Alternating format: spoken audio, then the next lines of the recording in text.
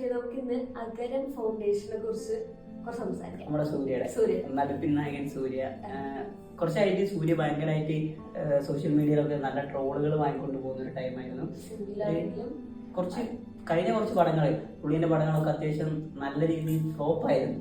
ഈ കങ്കു പോലുള്ള പടമൊക്കെ നമ്മൾ ഒരുപാട് എക്സ്പെക്ടേഷനിൽ പോയിട്ട് നല്ല രീതിയിൽ തിയേറ്ററിന് സങ്കടപ്പെട്ട് വന്ന പടങ്ങളായിരുന്നു. അപ്പോൾ നല്ല ഡിഗ്രേഡും കാര്യങ്ങളൊക്കെ പുള്ളിക്കെതിരെ നടക്കുന്നുണ്ടായിരുന്നു. സമയത്താണ് നമ്മളൊരു പരിപാടിയിൽ കണ്ടത്. നമ്മുടെ സൂര്യ ഒരു 2006 സംതിങ്ങില് തുടങ്ങിയ ഒരു ഫൗണ്ടേഷൻ ആണ് ഈ അഗരം ഫൗണ്ടേഷൻ ഉള്ളത്.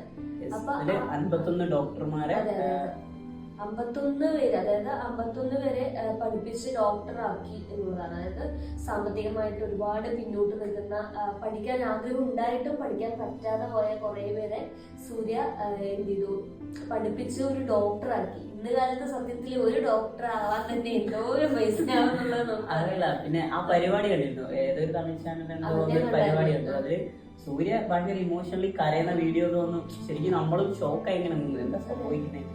സത്യം. അതിൽ പിന്നെ ആ പഠിച്ച ആ കുട്ടികളുടെ കഥകളാണെങ്കിലും അവരൊക്കെ അത്രയും കഷ്ടപ്പാടിൽ നിന്ന് വന്നിട്ട് അതില് ഒരു കുട്ടി ഇങ്ങനെ കെട്ടിപ്പിടിച്ച് കരഞ്ഞുകൊണ്ട് പറയുന്നുണ്ട്, നിങ്ങൾ എനിക്ക് കടവുള്ള ദൈവം പോലെയാണ്.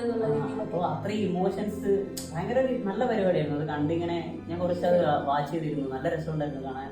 ഭയങ്കര ഇമോഷണലി ഭയങ്കരമായിട്ട് കണക്ട് ആയി. ഒരു നടൻ എന്നതിലുപരി എന്താ പറയാ, ഭയങ്കര ഒരു ഒരു 19 വർഷമായിട്ട് ഈ ഒരു ട്രസ്റ്റ് ഇങ്ങനെ മുന്നോട്ട് കൊണ്ടുപോകാന്ന് പറയുന്നത് ചെറിയ ഇതല്ല. അപ്പൊ നമുക്കറിയാം ഒരുപാട് ഫിലിം ആക്ടേഴ്സ് പല രീതിയിൽ ചാരിറ്റികൾ ചെയ്യുന്നുണ്ട്.